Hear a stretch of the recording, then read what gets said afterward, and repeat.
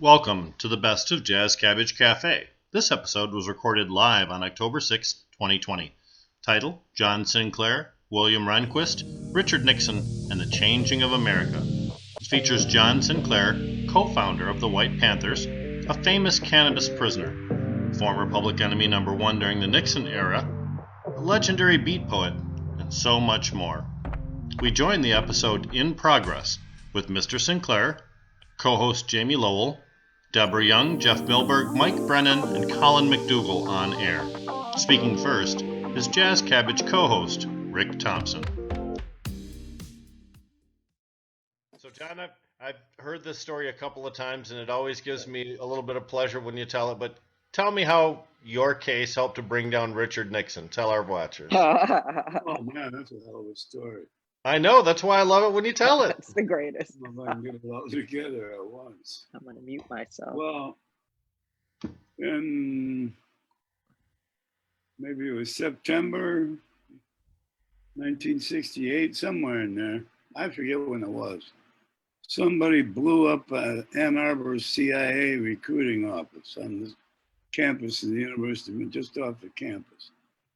Well, the fact that they had this recruiting office was highly illegal. The CIA was not supposed to have any dealings inside the United States at all. So these guys, who I happen to know, wanted to call attention to the fact that the CIA was recruiting people on the U of M campus where we were based. So they put a stick of dynamite in the doorway of their building. And it caused a minor explosion. And when the police came, it came out in the reports that it was a CIA office. So that was a great thing from my perspective. But then in September of '69, I was indicted along with two other guys for conspiring to blow up the CIA office. I didn't have anything to do with it. Not that I wasn't proud of it. I was glad to know the guys who did it, but it wasn't me. There was a meeting that was cited in the indictment of me that said I was there at the meeting, but it wasn't me, it was another guy. It was a mistaken identity. I know that sounds crazy, but I was indicted under this mistaken identity. Well, I was already in prison for 2 joints of marijuana, 9.5 to 10-year sentence in Michigan. This is a federal case. So the other 2 guys were Lawrence Pun-Plamondon, my partner in the White Panther Party, and a guy named Jack Forrest, who was in the Detroit White Panther Party. And Pun was actually charged with being the bomber. David Valor was a guy in Detroit called President Dave because in '68 he ran for president as a hippie in the LSD ticket. And he got busted for weed. And he was the guy who had a little gang of people who were blowing up shit all over Detroit. Draft boards, school boards, they were nuts. And telling him, boasting about it. Well, he got busted for that too. So he said that me, Pon, and Jack Forrest, who was his friend, had conspired to blow up the Ann Arbor CIA office. Well, we were arraigned. We got the great Hugh M. Buck Davis Jr. of Detroit as our main counsel, fresh out of law school. And we had the assistance of the 2 great New York attorneys named William Kunstler and Leonard Weinglass. And they helped us, and they fronted for it because they could get the publicity that we needed. Whenever we had a charge, we thought we'd better fight it in the newspapers and television because it was the only chance we had to get our point across to the people. So we had these guys in an automatic. They had just come from the Chicago 7 trial, Chicago 8. And so they were in the news. So this got a lot of attention to our case. And they're brilliant legal people as well. So one of the things he did was develop a list of what they call interrogatories to ask whether the government had done this or that, whether they had obtained any, one of them was whether they obtained any evidence through wiretaps on the defendants. One of our motions, pre-trial motions, was to disclose this. One was to dismiss the jury panel because nobody under 24 could be on the jury. And that was our constituency, was people under 24. So we said we couldn't possibly get a jury of our peers because they weren't allowed to be on the jury panel. Anyway, I didn't mean to go on at such length, but this is a long story. Okay, keep going, man. So on the issue of the wiretap, our judge, the late great Damon Keith of Detroit Federal District Court for the Eastern District of Michigan, ruled that if the government had obtained any information on any of us through wiretaps, they had to disclose this. Well, the government came back and said, yeah, we have information on defendant Pomandin that we got on the wiretap, but it was on a source that we can't disclose for national security purposes. Well, it turned out that Richard M. Nixon and his Justice Department, so-called, under, what was that asshole's name?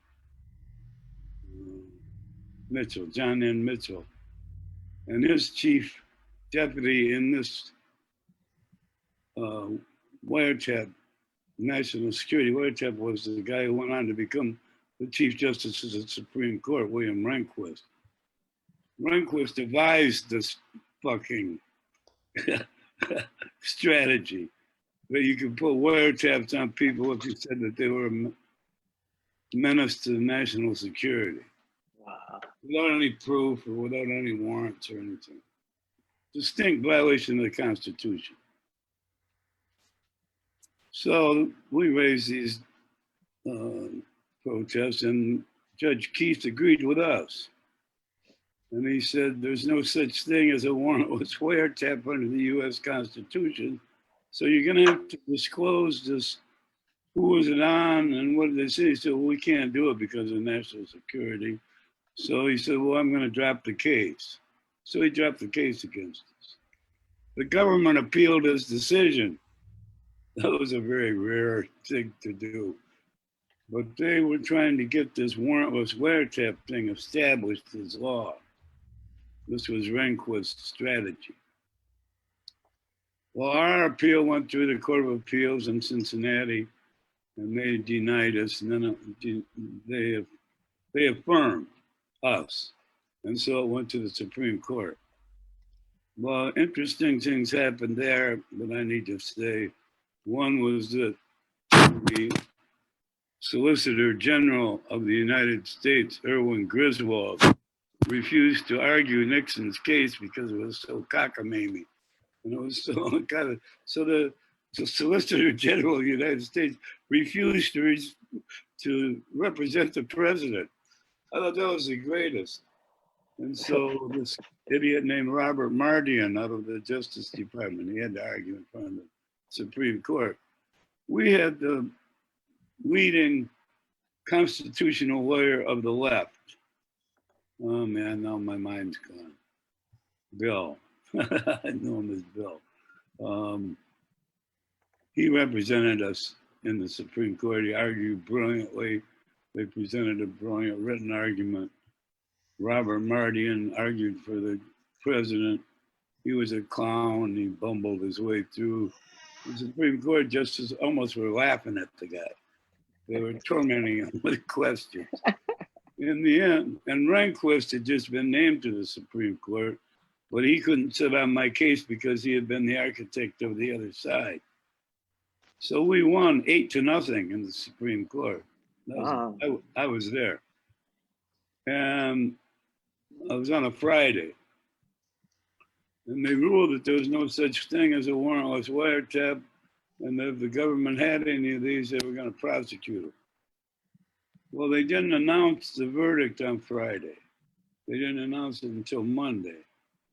The speculation is that Justice Rehnquist called John Mitchell and his colleagues in the Justice Department and told them about the decision that would be coming out on Monday, and that if they had any wiretaps out, they'd better remove them so on Monday they could say they didn't have any. And that Saturday was when they broke into the Watergate to take out the wiretaps on the National Democratic National Headquarters. So we felt I didn't know this until 20 years later. Thank you, John. Thank you. Yeah, it was a beautiful thing. It was beautiful. Yeah. I Yeah. didn't know about it for 20 years. And I appreciate that shit. didn't know. Because I watched him That's resign awesome. and shit. You know, I was a teenager. I watched that shit come down on TV, and that was some heavy shit. Thank you, thank you. Yes. Of Yeah. all the different things. We'd have it with this clown they got now by now, but no. Well, you're gonna have to. Maybe you got to get involved. No, You might have to step in and do I something, already John. voted. I This voted. solicitor- This Solicitor General certainly not going to refuse to. right now Yeah. for the Democratic Party because I'm a registered Democrat.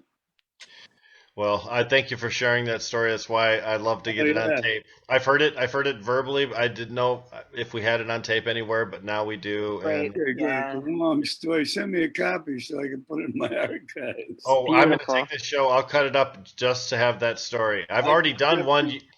I could, you know, I brag about my role in the marijuana, overturning the marijuana laws, but I never bragged about this because it was an ancillary issue. It's very cool, though. It's very cool. Yeah, I'd brag about that right now, but I didn't really have anything to do with it. But I was part was of the evil. show. Yeah, he was an evil, evil Your man. case was the precedent. Oh man, That's- he was awful. right I mean- president. Yeah. And when you start talking about There's the Supreme Court Chief Justice. That was the beginning of the end for the Supreme Court, which Yeah. now they're trying to shred it completely.